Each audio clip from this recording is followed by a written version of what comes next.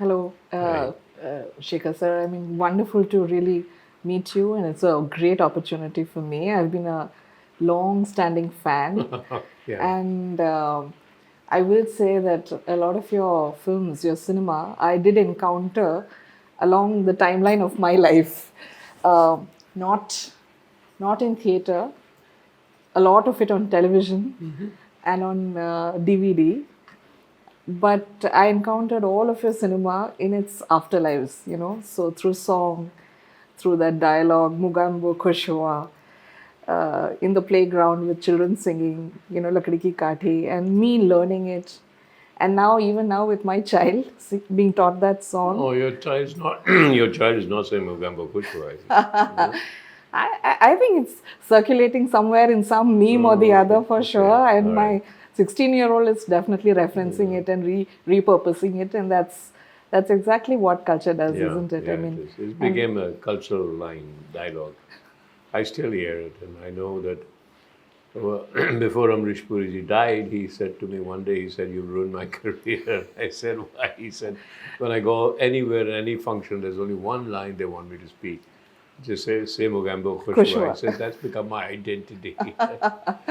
No, I said, Yeah. "I'm sorry, apologize." Yeah. No, I do agree though. I mean, Amrish Puri and Mugambo somehow went hand in hand, and all of these things, of course, as someone who's avidly interested in cinema myself, I realized only in retrospect, looking back, and in that sense, it's wonderful how your cinema sort of shaped a lot of what we think about being in India, and it's remarkable. So for example, Masoom, if I had to think about Masoom and begin there actually, Masoom really managed to capture the 80s. I mean, it was a lot of things. I know you've talked about it a lot, that it was an exploration of what, identity meant and home meant and all of that.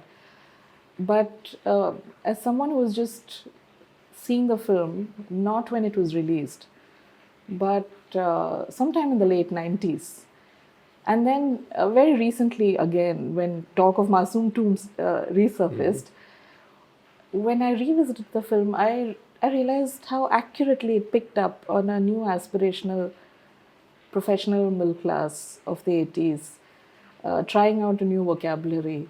Do you think that was an influence in when you were making Masoom too, or what were you? I think that What of if looking back, because that making moment has passed, but as a was my first film, yes, but I think that when I look back, I because I come from Delhi, yes, but I've been away for 20 years almost. But when I came back, I was surprised, which because everybody I spoke to, like when you ask today, what do you do? They say we do a startup, right? yeah, Everybody says that. And at that time, when you asked anybody what they do, the answer was export import.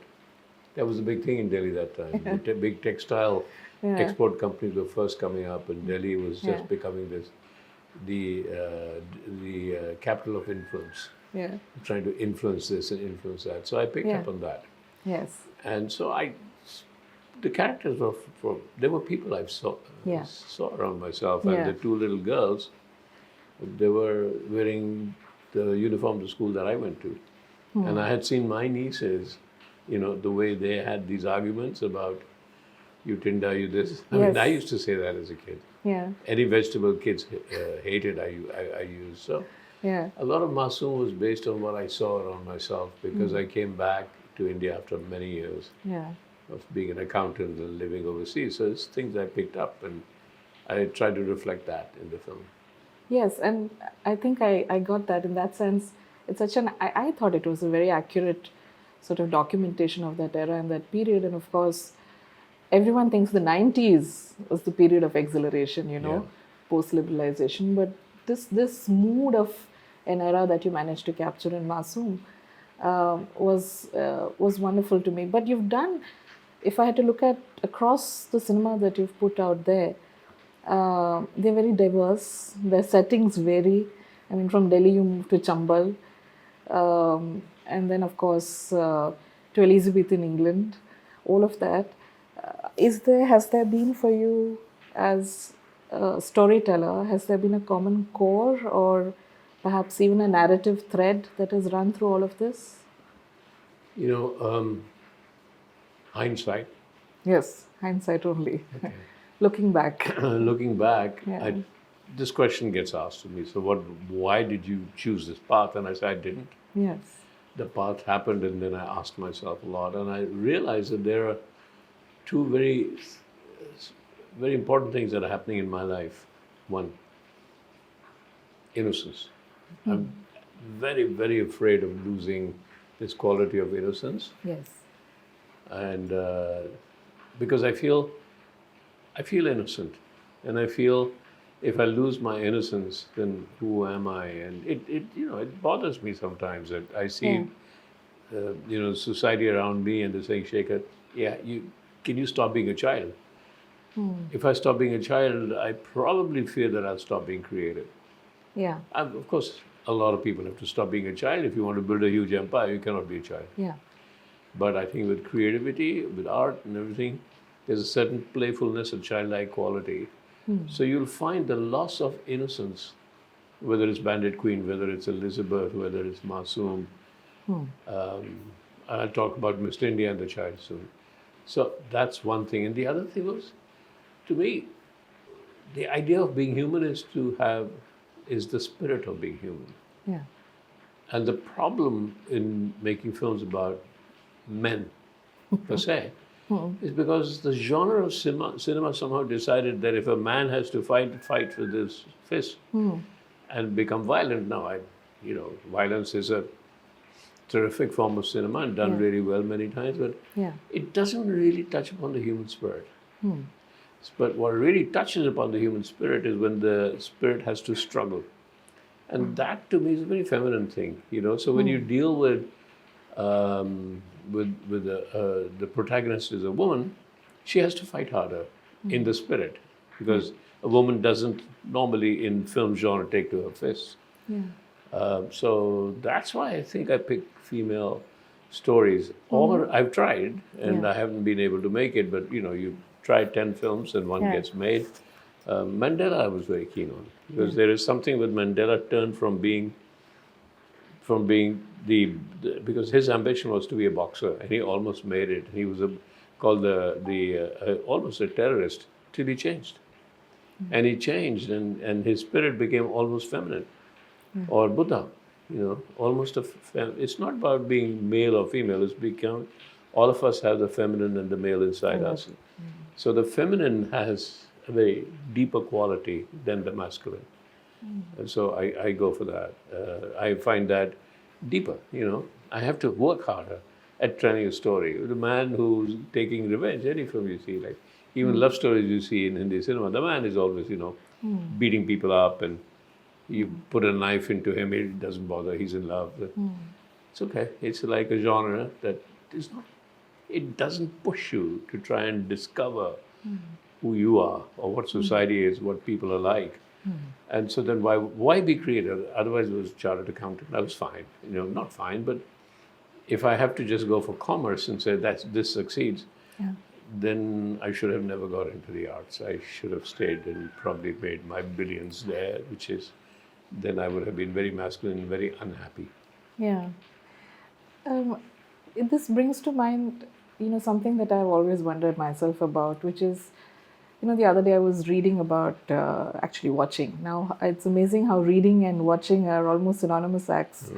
But I was watching about Seraphine Louis. I don't know if you've heard of the artist. So she's someone who was mid-19th century France, born mid-19th century France, and was a maid. Worked hard at whatever. She was she was a laboring class, and involved largely in menial tasks. So her day was spent like that.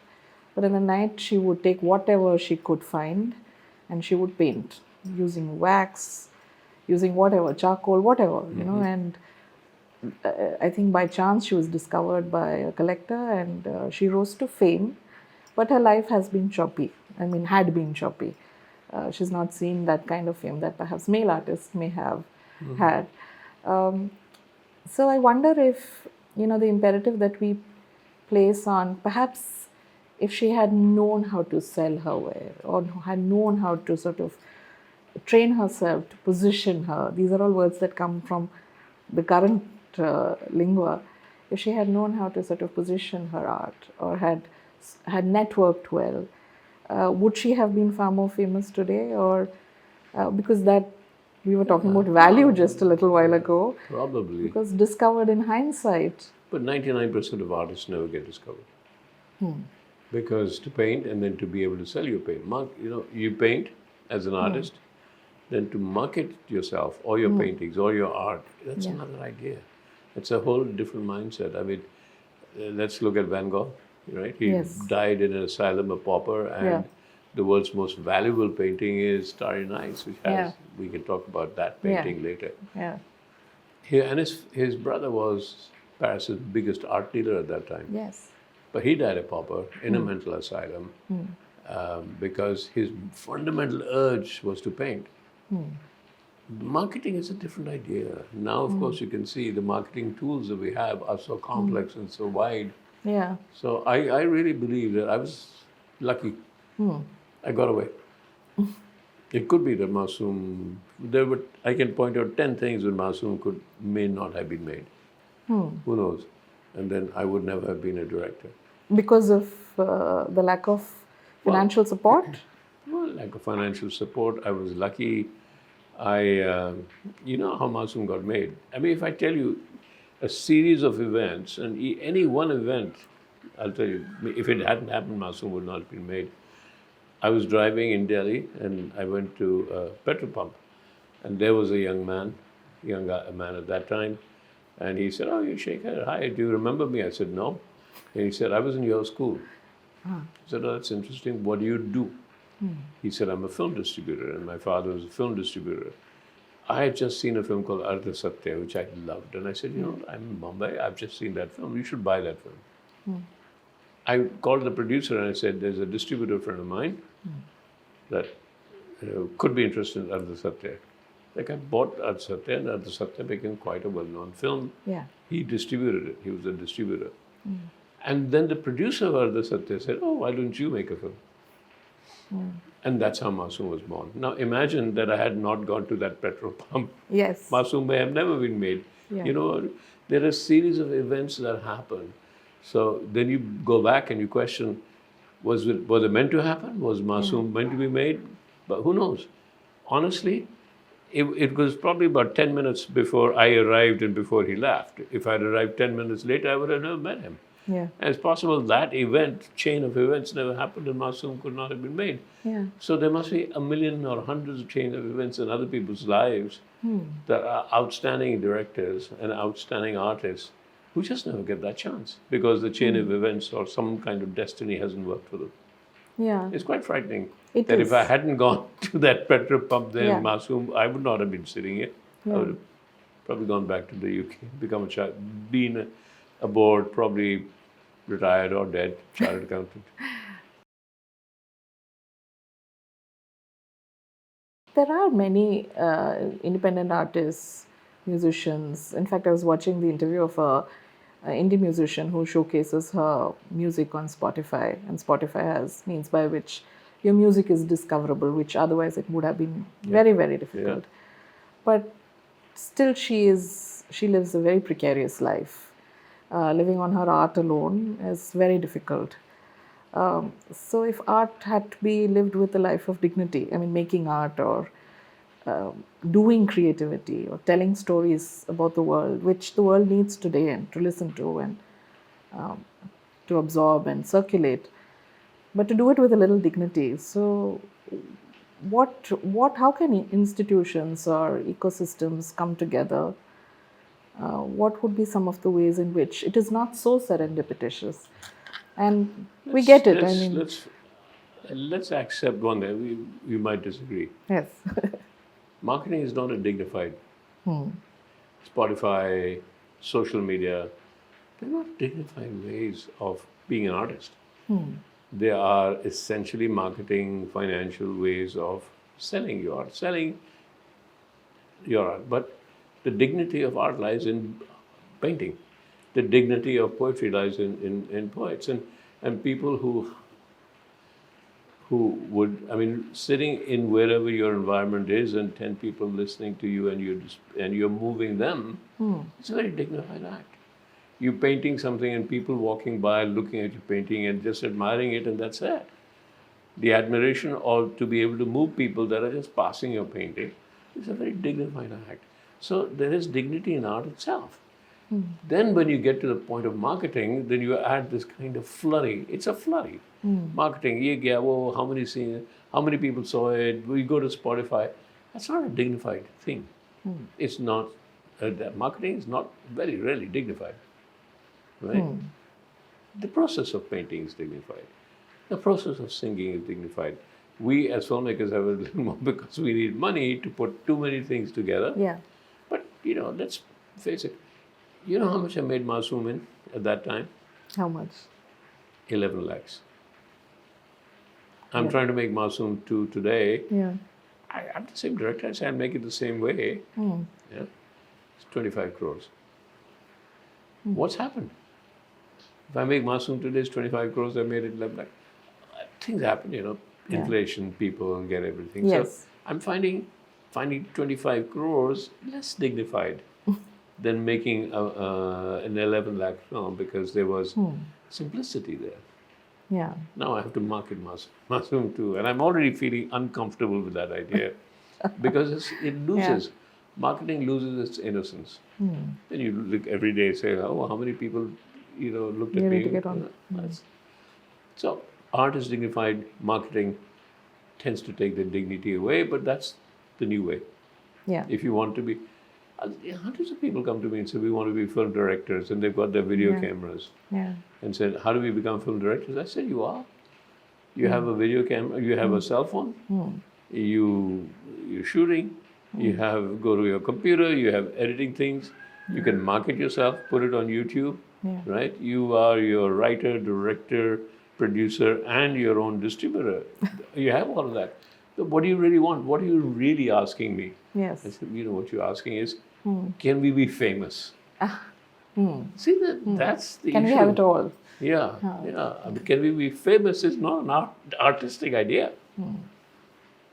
I became famous, I'm lucky. I said, I became famous because I went to a petrol pub at a time when another man was there. He was leaving, he was paying, and I just arrived. So that's how I feel about destiny and marketing and all of that. That doesn't take away that I made a good film. People say it's a beautiful film, but it could be that I never made a film. So that's. So what has, if I had to speak for all those filmmakers who are out there, what is your creative process? Has it, of course, I'm not sure if it has changed over time with every film, or does it fundamentally remain the same? Many things. Intuition.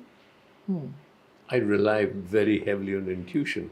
So here's the question, what does intuition rely on? Yeah. Intuition relies on the environment. Intuition relies if you're in love. Intuition lies because intuition is not just there all the time. Yeah.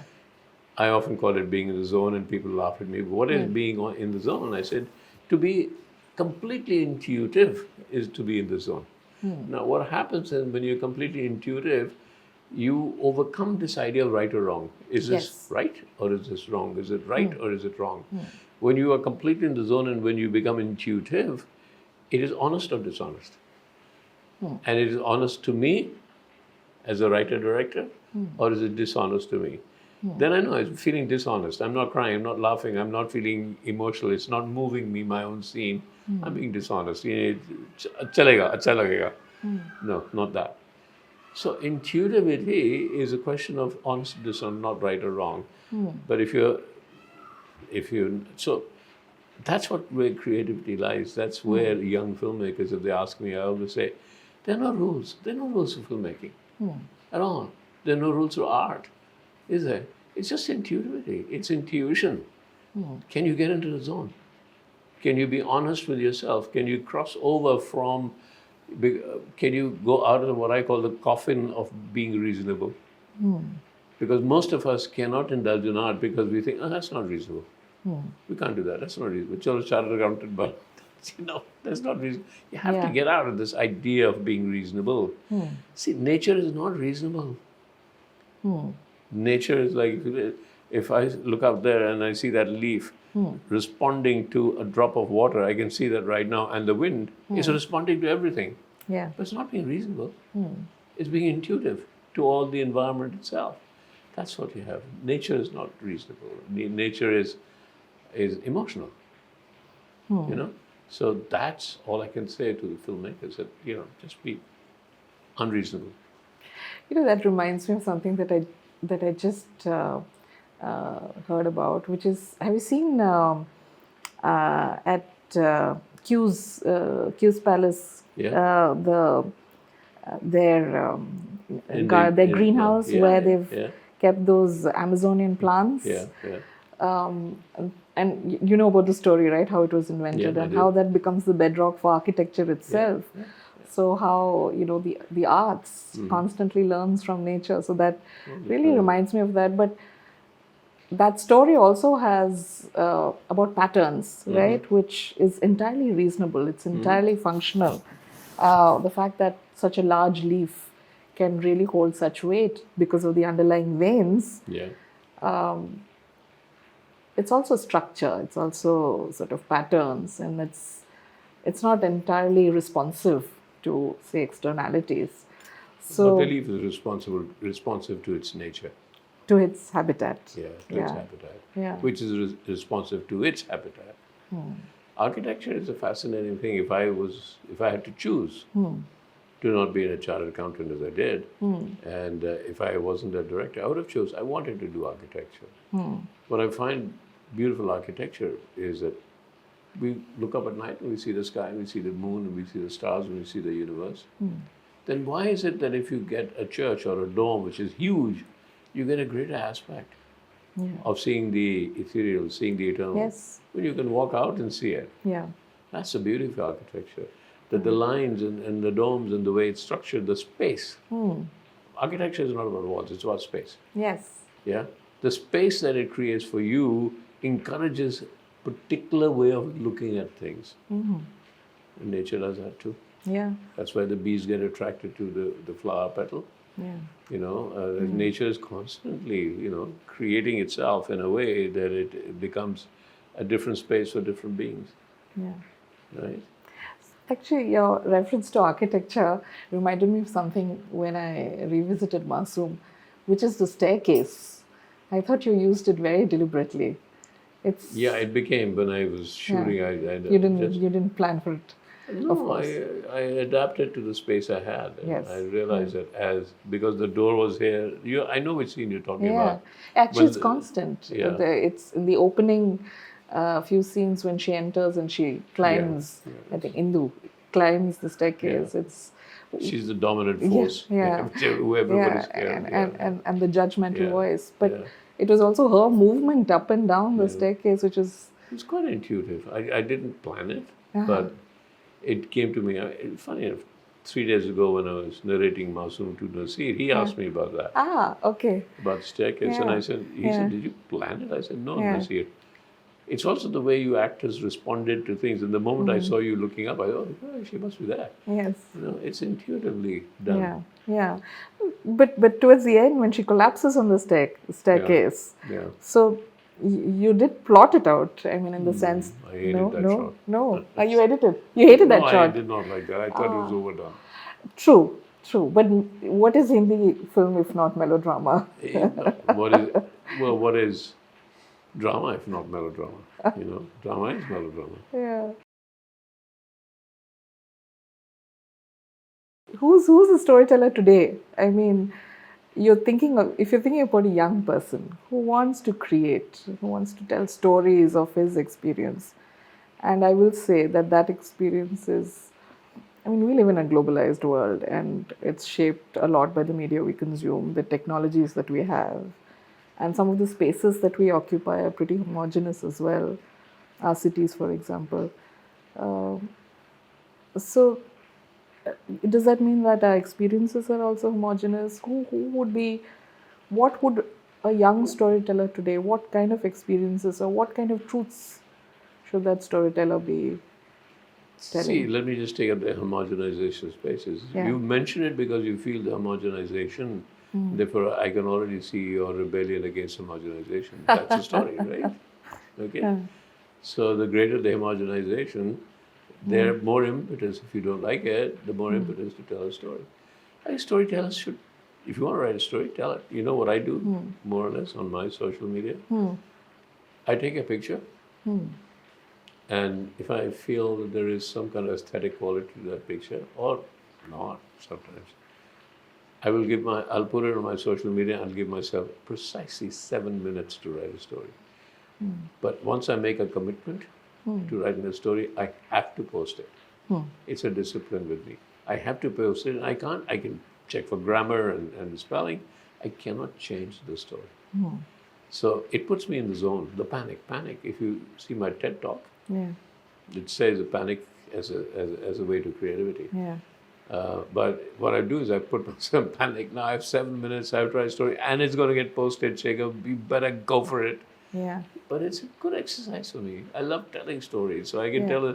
I try and tell a story, if not every day, every other day I'll post a story. Yeah. So if you like stories, you like writing stories, then I would say write stories. And there are tons of platforms now. You can go to Substack, you can go to, we used to go to magazines, remember? Yeah. All kinds of magazines. Now you can go to all kinds of social media and just post a story. Yeah. And then stop being obsessive about likes. That's what happens. Now you're a marketer. Why didn't people like my story? It'll happen if it happens.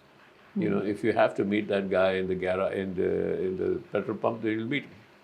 You know, if it happens. But you can tell we have so many ways of putting our stories down now. And do it. If you're a storyteller, don't. I mean, essentially, that's all human beings are. We are because of, that's my TED talk. We are the stories we tell ourselves. Yes. If we didn't tell stories, we won't perceive. We only perceive a leaf because I can tell you the story about, oh, I know what a leaf is. I can describe a leaf to you, or this table. It's a story. Design is a story. Because if I cannot, all perception is a story. Can anybody perceive anything and describe it to me, and I'll tell you it's a story. A perception is you create a story around something that you are trying to comprehend, and therefore it becomes a story. Right from the time when there was lightning in the sky, we couldn't understand it, we were scared. It became a story. Indra, mythology was the first stories we told. Yeah. And if you go really deep into this idea, then stories really are the way that we connect our finite selves to what we feel is infinite. Yeah. So where's that bridge between what we feel is infinite and we know we are finite? There's that bridge. Then, of course, there's a political aspect of why I keep saying we should have film festivals, because if people kept telling each other stories, they wouldn't go to war. Yeah. For sure. I mean, I think that is what I was really, that is why I asked the question, and less from a question of creation, because if I had to quote Benjamin, who's a favorite philosopher, writer for me, storytellers in its typical form have always reflected the collective unconscious. Yeah. But the reason I asked that question was because to me, from my perspective, I feel that we are highly disconnected. We are not interested in the experience of others, but we live in a world where that sense of shared experience is no longer a given. And increasingly, a lot of our audiences are also disinterested in the experiences of others, especially if those others are very different from us, if they are not resonant with the lives that we lead. And that is, of course, my perspective. You couldn't choose to disagree. If you agree, what would be the role of the storyteller? What would be his responsibility? And what shape those stories would The tell? first role of the storyteller is to tell a good story. If your story is not effective, what does an effective story mean? It doesn't find life or Well, it has to circulate find- like yours It have. should circulate within the society or within the conscious Yes. sense of that society or the consciousness. resonate in that. Yes. Or if it has to counter or contradict that, then it must do it very effectively. I'm going to tell you a little story, which I was in London shooting my film. My cook came. His name was Suresh. And it was the anniversary of the moon landing. The moon lander. Yeah, moon, Yeah. And I called him and said, Suresh, look, this is a documentary on when the man landed on the moon. He looked at me, smiled, and said, oh, you're a filmmaker, that's visual effects. I said, why are you saying that? He said, because how can man land on the moon? I worship the moon, it can't land on the moon. Yeah. Yeah. It's a different story. And then I took him to the Science Museum. I showed him where the moon lander was, the replica of the Apollo spacecraft and the spacesuits as they were floating around and the videos. He was very impressed with all of that. He came back. I said, now tell me, do you think man landed on the moon? He said, yes, but on your moon, not mine. So you see, that's his story. Yeah. Somehow you have to connect with the story that people believe in, because stories come from mythology, somewhere from the mythology of that. So you have to be an effective storyteller. Right now, there are so many ways to disseminate your stories, but what's happening, what you're saying is that we are getting more and more enclosed within a story that belongs to you and rejecting other people's stories.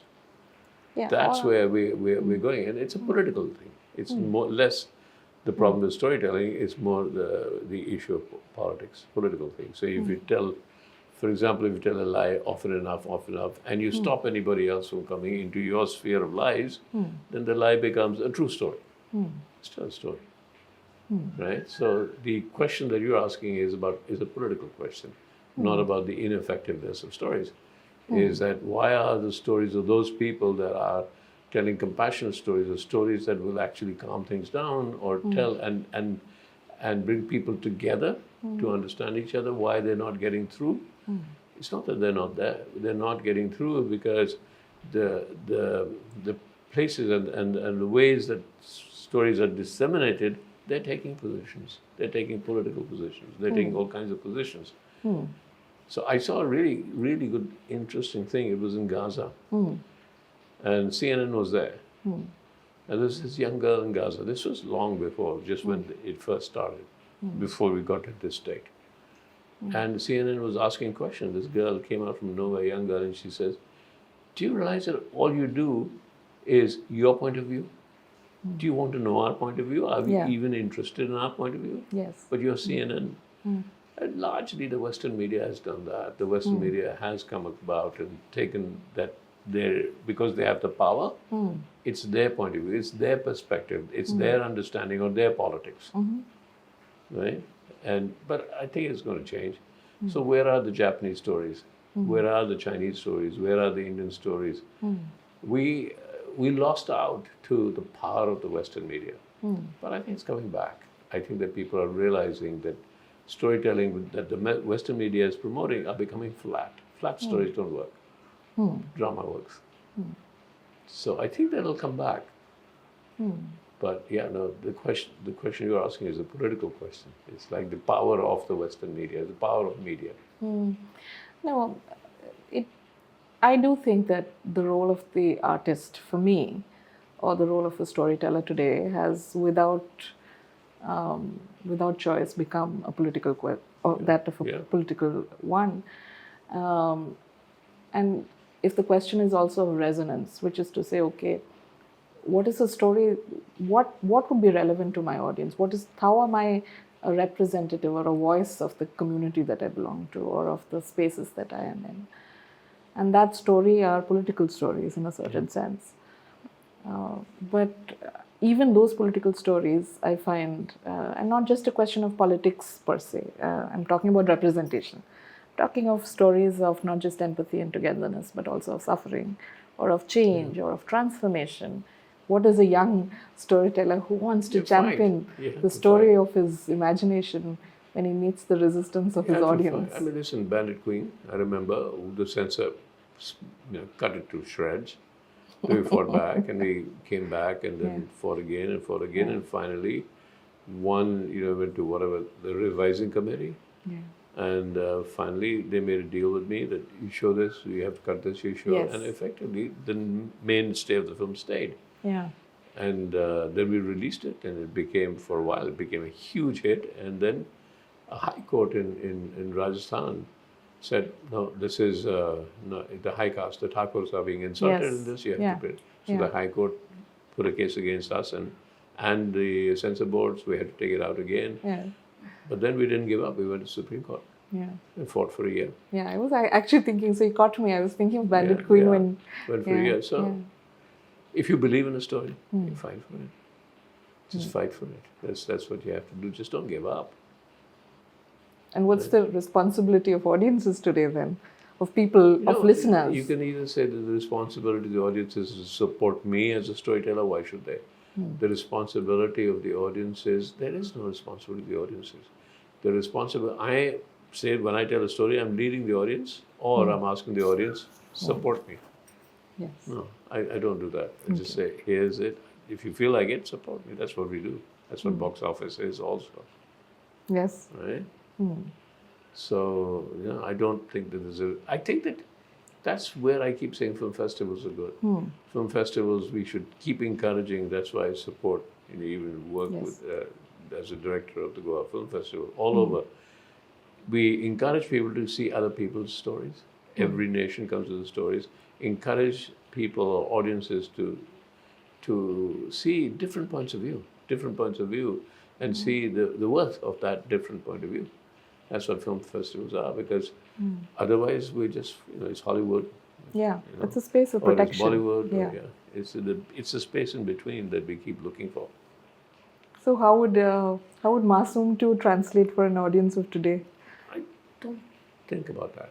You don't think about that?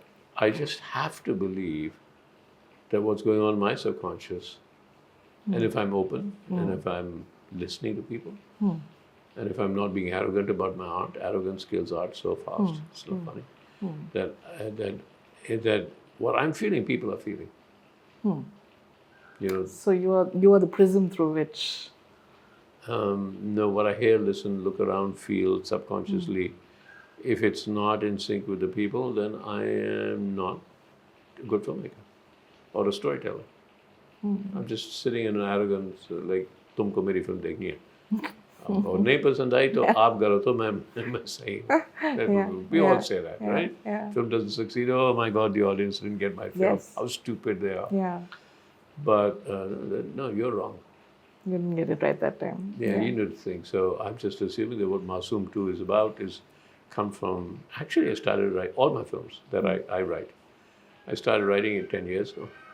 It takes that long to understand, to think, to look around, to judge yourself and to see if it's okay, if you're being honest. And see, and when I say it's not 10 years to write, I could write in a week or 10 days, a page a day, and But what you have to do is to allow influences to make yourself completely open. And as you make yourself, that takes time. Wonderful. Thank you so much. Thank It was you. a pleasure talking to you and learning with you. Thank you. So thank you so much, and we'll Thank you.